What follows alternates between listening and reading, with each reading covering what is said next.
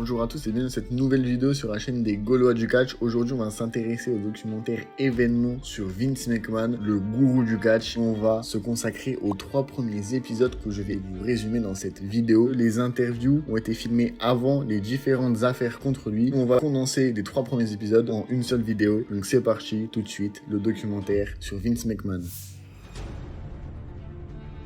Au début du documentaire, Vince il explique qu'il veut rester mystérieux. Les personnes comme Stephanie McMahon et Hulk Hogan disent que personne ne connaît vraiment Vince. Il se donne l'image qu'il veut. Shane dit que son père se donne même la réputation qu'il souhaite. En 1985, Vince McMahon dit qu'il espère être reconnu comme le numéro 1 dans le futur. Vince ne savait pas qu'il s'appelait McMahon quand il était petit. C'est jusqu'à ce qu'il rencontre son père à ses 12 ans. Jusque-là, il vivait avec sa mère et un beau-père qui était très violent. Vince n'a jamais discuté avec son père de pourquoi il est parti de sa vie quand il était petit. Vince avait juste une relation particulière avec son père car quand il parlait, c'était juste pour le business. Vince a commencé en tant que commentateur à la WWF. Peu de temps après, son père voulait vendre la compagnie à Gorilla Monsoon, mais Vince allait le racheter, il voulait devenir le patron. Alors Vince a signé un contrat avec son père pour le rachat de cette compagnie. Il y avait des désaccords évidemment parce que son père travaillait pour lui et ça donne des relations étranges et des tensions au sein de l'entreprise. Et Vince a décidé de casser des lignes imaginaires qu'il y avait à l'époque. Le catch, c'était région par région. La AWA de Vern Gagne, la WWE de Vince McMahon et d'autres compagnies partout aux États-Unis. Mais en voulant faire ça, Vince McMahon avait s'attirer des menaces parce que beaucoup de gens n'allaient pas se laisser faire et laisser leur business partir pour un homme. Vern Gagne, qui travaillait pour la AWA, voyait Vince McMahon comme le diable parce que Vince voulait tout changer et voulait donner un nouveau tournant au catch. Vince, dans le documentaire, il dit qu'il a rien volé à personne et que c'est juste dommage pour la concurrence de l'époque et que c'est le business, c'est la loi du plus fort. À l'époque, c'était Bob Backlund qui avait été choisi par le père de Vince comme la tête d'affiche, mais Vince il avait besoin de sa nouvelle identité pour se démarquer de son père et lui il envisageait de mettre Dusty Rhodes comme tête d'affiche, mais Dusty n'a pas accepté la proposition du jeune Vince et il s'est donc tourné vers un autre homme qui était déjà bien connu. Hulk Hogan a déjà été connu par le passé, il avait accepté de signer pour le film Rocky 3 et il a été viré par Vince Senior après avoir tourné ce film, mais le tournage de ce film a participé à l'énorme popularité de Hogan et il est revenu à la AWA de Vern Gagne et c'est là qu'ont été les débuts de la Hulkamania. Plus tard, il a décidé de rejoindre Vince Jr. qui voulait prendre le contrôle de tous les territoires et évidemment, il voulait s'appuyer sur une tête d'affiche et cette tête d'affiche, c'était Hulk Hogan. Et Hogan, c'était son rêve de revenir à la WWE. C'était un deal gagnant-gagnant. Et Vince ne pouvait pas passer de Bob Backlund champion qui était face à Hogan champion qui était face parce que deux babyface qui s'affrontent, ça ne se fait toujours pas. Du coup, il a utilisé The Iron Sheik qui était l'un des plus grands heels de l'époque et détesté car à l'époque, ils utilisaient l'actualité comme levier et le Sheik évidemment, c'était un Iranien, il brandissait un drapeau de l'Iran et à l'époque il y avait des tensions entre les USA et l'Iran, du coup il était naturellement détesté et c'était même un rituel à l'époque, il y avait beaucoup de méchants venus d'autres pays, la Russie, l'Allemagne, etc.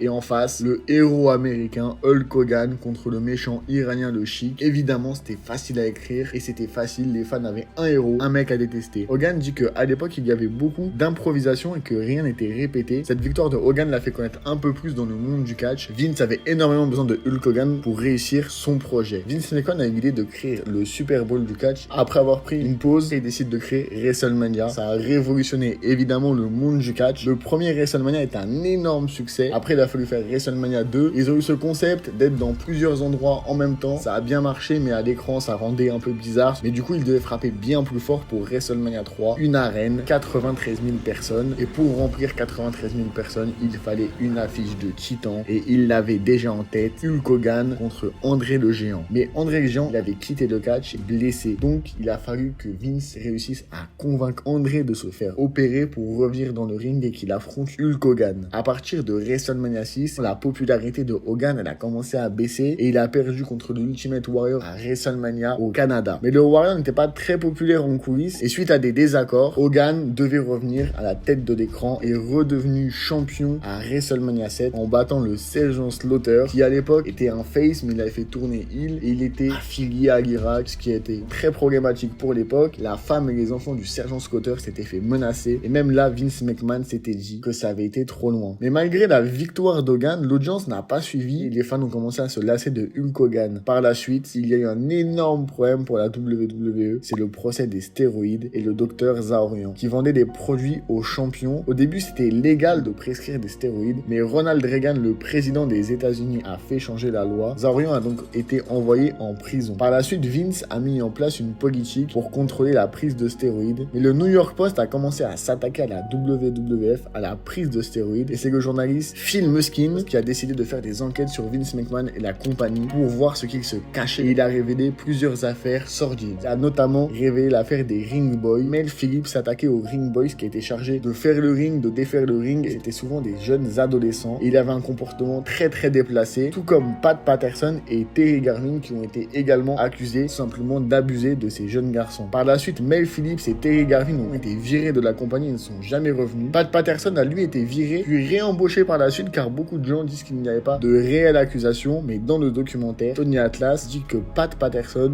lui touchait le dans les vestiaires. Dans le documentaire, on apprend que Rita Mari, qui était la première femme arbitre de la WWF, a accusé Vince McMahon d'agression sexuelle. Rita Mari déclare dans une interview que Vince lui a proposé un contrat à $1 million en échange d'actes sexuels. Vince dit que c'était consenti et qu'il ne l'a pas forcé. Cette affaire n'a pas fait grand bruit et au final, Vince en est plutôt sorti correctement. Il a échappé à la justice. Mais en 1993, le gouvernement fédéral a décidé d'inculper Vince McMahon pour l'affaire des stéroïdes et à la surprise générale, Vince n'a pas voulu dealer avec le gouvernement et il a plaidé non coupable. De l'autre côté, Hogan commençait à voir que le public se tournait petit à petit vers lui et il a donc décidé de quitter la WWE. C'était le moment idéal pour la concurrence de Ted Turner et la WCW. La WCW voulait devenir un concurrent sérieux à la WWE et Eric Bischoff et Ted Turner ont négocié avec Hulk Hogan pour qu'il revienne dans le monde du catch et à la WCW. À l'époque, ils faisaient des films, des séries, mais au final, il a vu que ça lui plaisait pas, que le catch ça lui manquait. Malgré tout ce qu'il avait dit à Vince, il avait envie de revenir. En 1994, Hogan change la concurrence et il va affronter Ric Flair à la WCW, des deux plus grands catcheurs à l'heure actuelle. C'est évidemment un énorme coup dur pour la fédération de McMahon. Mais cela ne s'arrête pas là puisque Hulk Hogan a lui dû témoigner pendant le procès des stéroïdes. Et si Hogan n'allait pas dans le sens que voulait la justice, l'enquête allait se diriger contre lui et il risquait plusieurs années de prison. À cette époque, Hulk Hogan et Vince McMahon était en guerre. Mais Hogan a témoigné et à la surprise générale, il n'a pas chargé Vince McMahon. Il a fait le choix de dire que la prise de stéroïdes qu'il avait eue était personnelle, que personne ne l'avait influencé. Tony Atlas révèle qu'il a lui aussi été contacté par les fédéraux pour témoigner contre Vince, mais qu'il n'a tout simplement pas témoigné. Bret Hart, qu'il se sentait obligé de prendre des stéroïdes, mais que Vince McMahon ne lui a jamais dit pour être en haut de la carte et pour être dans les sommets. À la suite de cette affaire, Vince McMahon a été déclaré non coupable. Mais le business allait moins bien parce qu'évidemment, un procès, ce n'est pas une bonne publicité. Comme le dit Vince McMahon, ceux qui disent qu'il n'y a que des bonnes publicités, ce n'est pas vrai. Il fallait donc trouver une autre tête d'affiche et Vince a décidé de se tourner vers Lex Luger, mais sans grande réussite. Il ressemblait plus à un Hulk Hogan de Wish à l'époque pour les gens. Du coup, il fallait une nouvelle génération et c'était la nouvelle ère. Bret Hart, Shawn Michaels, Undertaker, Razor Ramon. Et le temps de régler les soucis de la fédération, c'est Bret Hart qui a été choisi en tant que champion de transition. Mais de l'autre côté, la WCW a attiré plus de stars. Ils ont signé de plus en plus de catcheurs de la WWF. Ted Turner a pris la décision de donner 2 heures de show tous les lundis soirs à la WCW sur la chaîne TNT. Il savait qu'il fallait ça pour concurrencer la WWF et il voulait tout faire pour être le numéro 1. Il avait l'ambition de détrôner Vince McMahon et la WWF. Il s'est donné les moyens de le faire et c'était le début des Monday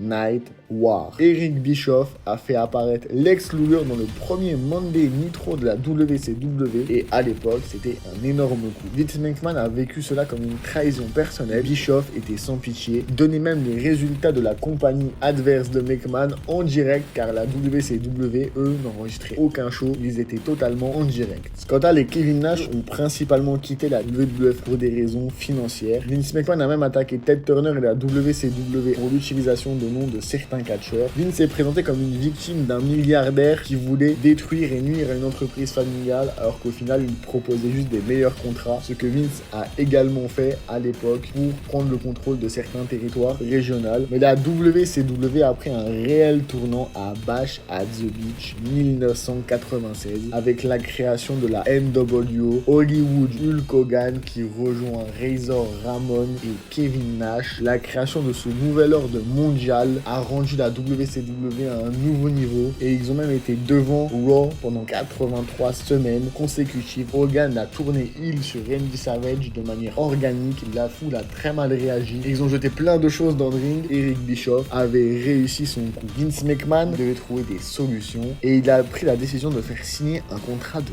20 ans à Bret Hart. Et là, il a compris que c'était une erreur, plein de failles qu'il y avait dans son contrat pour le pousser à signer chez la concurrence. À cette époque, Bret Hart était le champion et il devait perdre son titre contre le Heartbreak Kid, Shawn Michaels. Et Bret Hart ne voyait pas ça de la même manière et les deux hommes se détestaient réellement. Shawn Michaels n'hésitait pas à faire des promos shoot en plein Raw. Il attaquait Bret Hart personnellement. Bret Hart a décidé qu'il ne perdrait pas contre Shawn Michaels à Survivor Series au Canada chez lui. Vince ne savait pas quoi faire et il a eu au téléphone Triple H et Shawn Michaels et Triple H lui a dit s'il ne veut pas perdre, fais-le pour lui. On arrive évidemment au fameux soir où Shawn Michaels et Bret Hart s'affrontent à Calgary et comme vous le savez, c'est Shawn Michaels qui va gagner après que Bret Hart soit disqualifié et perdu par soumission même s'il n'a jamais tapé et ça a été le Montreal Screwjob, un des événements les plus connus dans le catch. Bret Hart était fou furieux, il y a eu plein de problèmes dans les vestiaires, il y a plein de catcheurs qui trouvent que c'est une mauvaise décision mais Vince l'a fait pour le business parce qu'il pensait que c'était le mieux à faire. Vince dit que ce n'était pas une décision facile et qu'il comprenait la réaction de Bret Hart. Vince a même été dans les vestiaires voir Bret Hart, ils se sont empoignés mais après Bret Hart a frappé Vince McMahon et il a mis KO avec un œil au beurre noir. Vince a pris beaucoup de décisions controversées, difficiles, mais dans tous les cas il les a toujours pris pour lui, pour son business parce qu'il pensait que c'était le mieux pour son entreprise. C'est à la suite de cette histoire que Vince McMahon a décidé de créer le personnage de Mr.